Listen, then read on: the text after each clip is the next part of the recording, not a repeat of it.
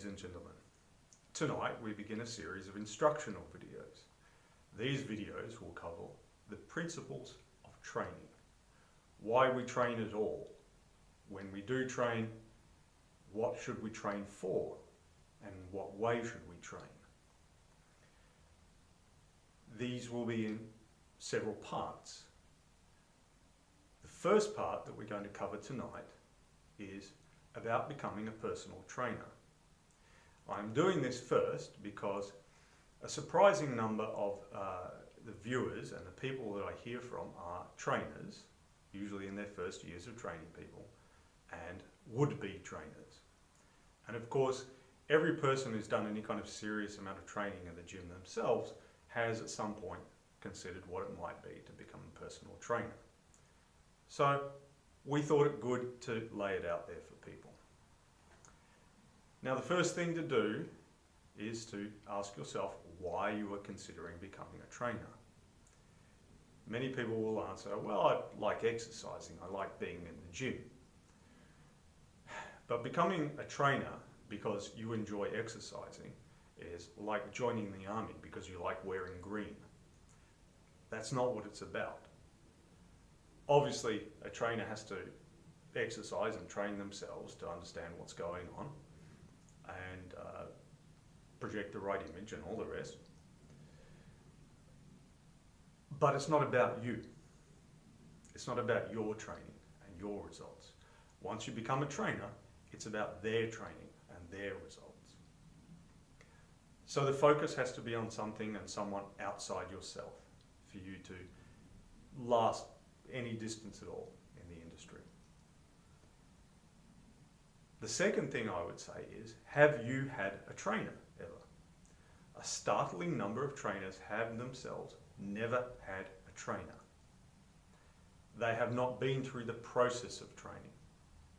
They don't know how to perform a squat or a plank, and they certainly don't know how to teach it. Now, this is not to say that a trainer has to be able to squat, 200 kilograms or run 5Ks in 20 minutes or anything like that. There are no particular benchmarks here. But a trainer has to have been through the process. So, for anyone considering becoming a trainer, I would say the first thing that you need to do is to get yourself a trainer. Now, when I say this, people say, but it's expensive and so on. And that's true. But of course, most of us have spent a fair bit of money on holidays and nights out and so on. So we do have the spare cash, it's just that we've chosen not to spend it on a trainer. So if you've chosen not to spend on a trainer, you have decided that personal training does not have value for you. Now that's all right. Not everyone has to see value in personal training. But if you yourself have never paid for training and have decided that it does not have value, why is it going to have value when you present it? Oh yeah, but I'm going to be better. What? There's all these trainers out there with years and years of experience. But you, straight out of personal training school, are going to be better, and you're going to be worth the $100 an hour or whatever. That's something for you to think about. So, I say the first thing you should do is to get yourself a trainer. Yes, it's difficult to find a good one, or one that suits you, but that too will teach you something. That will teach you about the process of finding a decent trainer. This is one that all your potential clients are going to have to go through too before they meet you in all your brilliance. So, get yourself a trainer.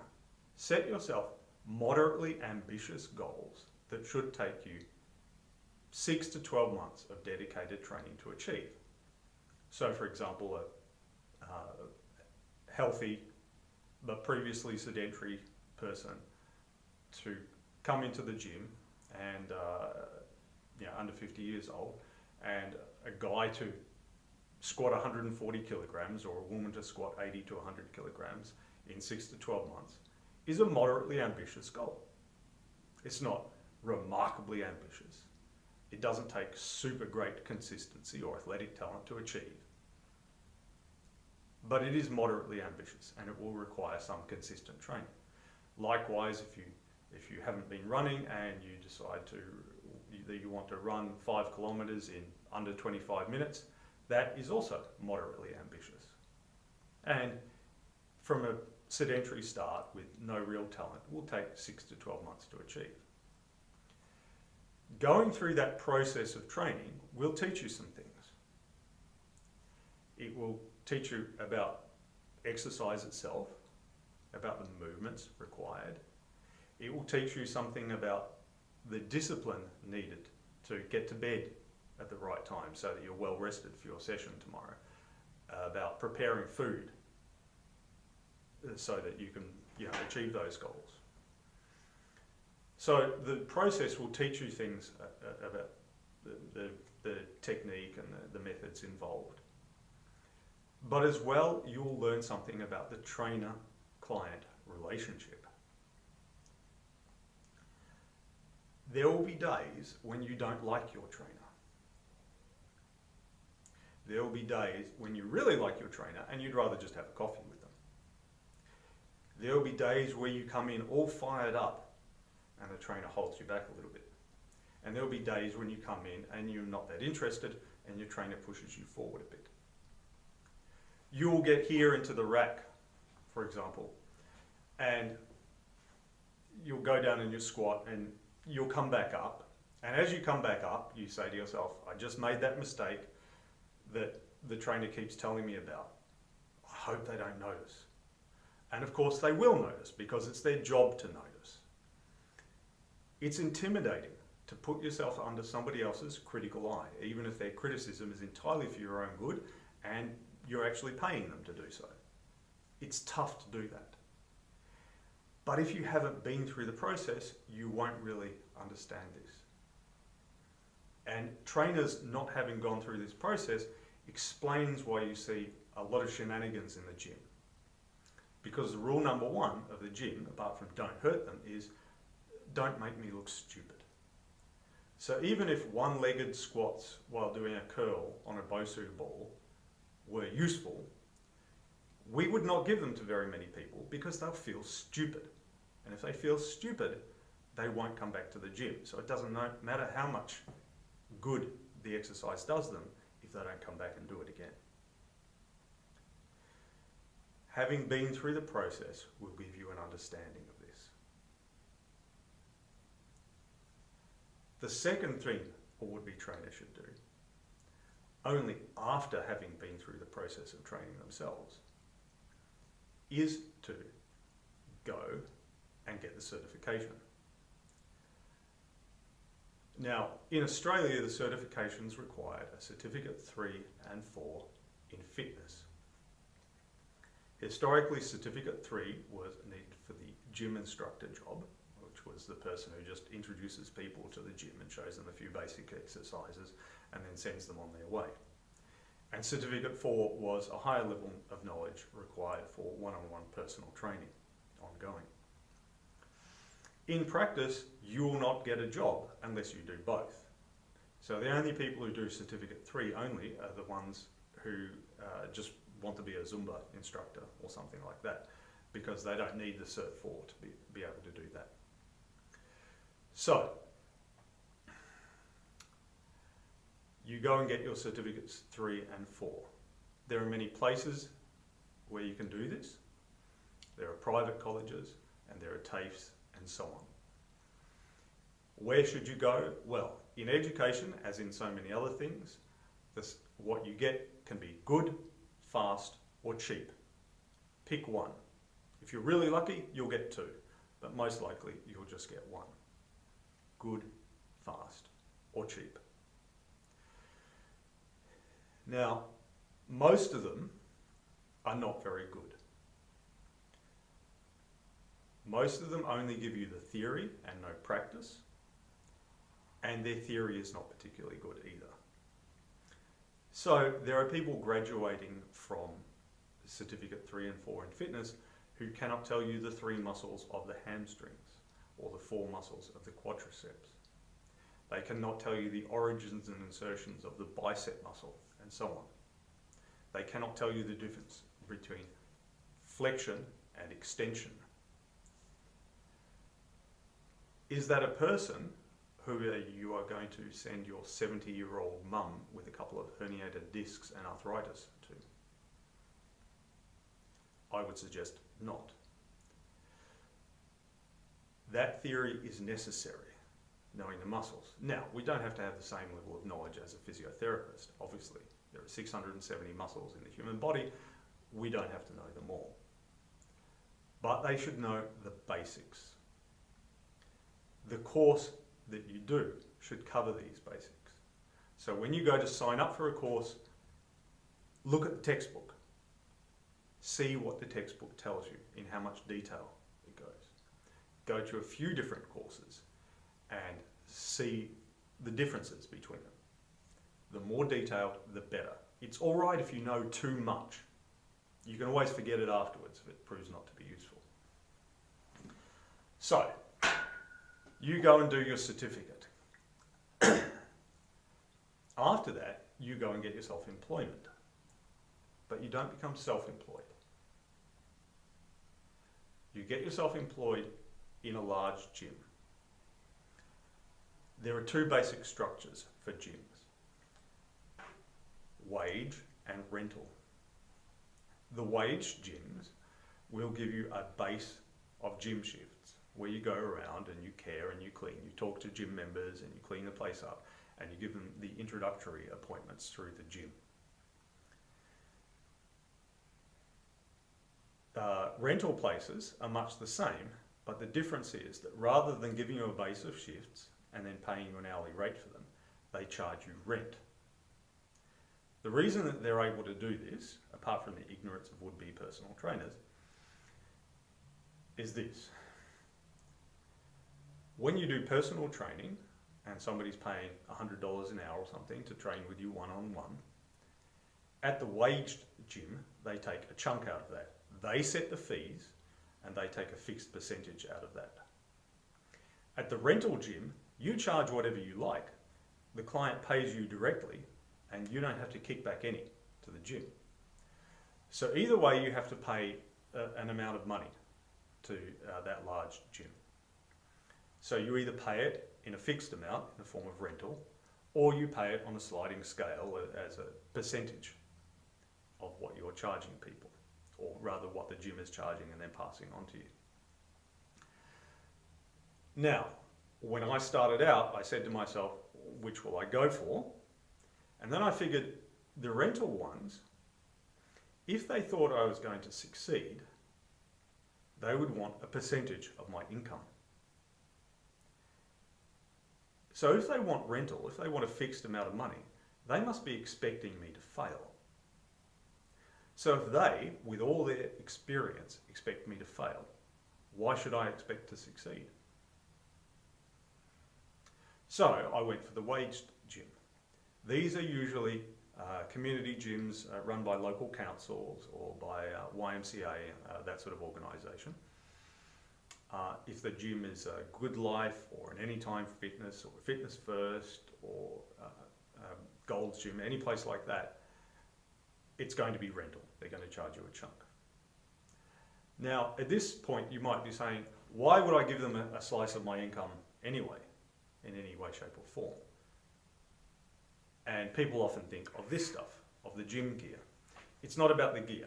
The gym gear is relatively cheap compared to the costs of running a place ongoing with all the air conditioning, this vast space and heating pools and all that sort of stuff. What you are paying for is access to the gym membership. Anyone can buy a bunch of gear and stick it in their garage, as I've done, and then you sit there alone on Monday night. Where do your people come from? You harass your friends and family to come and join up, and a few will do a few token sessions, but they won't stick around for the most part. So where are these people going to come from? Well, the average gym membership in Australia is 2,400 people. Well, it was a few years ago. It's probably a bit higher now with all the unstaffed 24-hour gyms. Let's call it 3,000 people. That's 3,000 people who are already interested in fitness. When you walk around on the gym floor on a Monday night and there's 80 people there, every single person there is interested in fitness. Now, whether they are so interested in fitness that they want to give you $100 an hour to, teach them stuff and talk to them and so on, is another matter. And they might be interested in having you train them, but they're not interested in having that other person train them, or vice versa. But they're interested in fitness. So they've already kind of pre-screened for you. Whereas, what you're going to wander the streets and harass people on the street? Come join my gym. So, working in the gym gives you access to people already interested in fitness and gives you time to build up your skills and your reputation. The way that you build up your skills is that every day, every single day that you're in the gym, you speak to one new person you haven't spoken to before, and you teach one new person a movement. You just pick a movement, squat, plank, whatever, let's say a plank, and you teach that to one new person every single day. If you're in that gym 5 days a week for 2 years, that's 500 days. That means that you have spoken to or taught a movement to 500 to 1,000 people. You will have learned some things then. By speaking to 500 to 1,000 people, you will have practiced your personal skills. You will learn who wants to talk, who doesn't. Who wants to talk to me? Because they might want to talk to her, but not you. Who do I get along best with? The movement that you teach, that will have taught you some things about being a trainer. This movement that you're teaching, number one, is it useful? If so, for whom? So you teach a plank, and you find it's useful for most, but then you remember there was that 55-year-old overweight woman who did the plank, and while she was doing it, it hurt her lower back. Well, yeah, because she's overweight, so it's a loaded plank. A previously sedentary person coming in and doing a loaded movement on day one is pretty tough. And her boobs and her belly dragged on the ground while she was doing it, humiliating her, and she never came back to the gym. So maybe it's not that good for 55-year-old overweight women, previously sedentary. So you learn if the movement's useful, and if so, for whom. And you start to think about and see how that movement ties into others. So for example, you have two clients, Jen and Bob, and Jen has a really good solid setup for the deadlift, and Bob has this horrible, shitty rounded setup for the deadlift. And because you're an inexperienced trainer, you don't know how to teach the deadlift. And you don't know how to get Bob's setup look more like Jen's. But then one day you're looking at Jen's setup, and it occurs to you that her back is looking much the way it looks when she's doing a plank.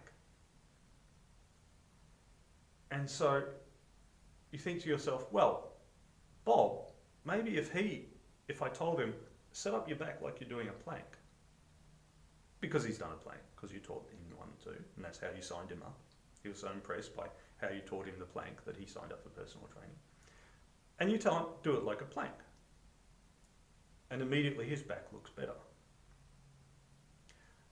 Now, that's not the best way to teach a deadlift. We'll talk about that another time.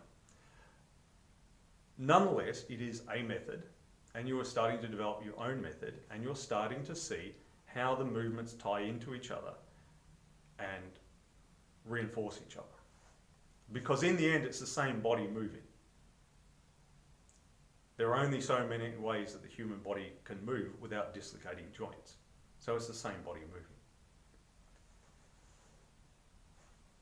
After each new person you speak to, and after each person you teach a movement to, you go away and you write it down in a little book. I spoke to Jen, she's in her 30s, describes herself as slightly overweight. used to play netball, had a knee reconstruction, has her kid's birthday party this weekend, and you write down the time and the date. And then the next time you see Jen, you ask her about one of those things. How's your knee feeling? You were talking about going back to netball. Did you do that? How was your kid's birthday party? Whatever. By speaking to the person, you get to know them. Now, the vast majority of people you speak to will not sign up for personal training. But what will happen is that you'll be that person in the gym that people come and ask for help. Because if you're always on the gym floor, talking to people and cleaning, and always giving them help, chatting to them, teaching them how to do a plank, when somebody is thinking about doing personal training, or when somebody says, I wish I knew how to do so-and-so, and somebody says, okay, who can I ask for them? There's that guy standing behind the gym desk, surfing Facebook and looking depressed. And then there's you, who is always out on the gym floor helping people. Who do you think they're going to come to? So by speaking to a new person every day and teaching a new movement to a person every day, in 2 years you will have spoken to or taught a movement to 500 to 1,000 people. You will have learned some personal skills and some trainer skills. And you will have built yourself a reputation within the gym for being a helpful and knowledgeable person. This process will also teach you whether you even like training people. But let's assume that you do. You finish up your 2 years, your first 2 years, and you've learned a hell of a lot of things. One of the things that will happen to you in those 2 years is that your niche chooses you. You do not choose your niche chooses you. Everyone has a specialty. Now I say it chooses you because when you start off, you don't have a specialty. You just, I help everyone, I help whatever their goals. But you'll find that you're better at some than others. This can be quite accidental. It's just who you happen to get. A trainer who I know, he, in his early years, trained a young woman. She was a bit skinny and wanted to put on some muscular body weight. And he went, yep, I know how to do that. So he helped her along with that. And after about 6 months of his training her, she said, thank you so much for all your help. You've helped me recover from my anorexia, and I've told all the other girls in my support group about it. And he was, your what? She hadn't mentioned this. And he said to me, if I'd known, I wouldn't have wanted to train her. I wouldn't have felt qualified to train her. But of course she went and told the others in her support group, and word got around. And suddenly he became the guy to train women recovering from eating disorders. And he is very good at it. In my case, one of the first clients I got was Edna, who came in on a walking frame. And she didn't want to use a walking frame. She wanted to be able to walk under her own power. Another client I had was Sandra, who had multiple sclerosis. It was mild, which meant no visible symptoms, but there'd be some warmness and tingling, and unfortunately the disease progresses. So she wanted to be as strong as possible, given those limitations, and to slow the progression of the disease. Because I did a good job with them, in 3 months Edna didn't need her walking frame anymore. In 3 months Sandra was able to deadlift her body weight, thus improving her quality of life and so on. Because of that, they gave me more people like that. Excuse me.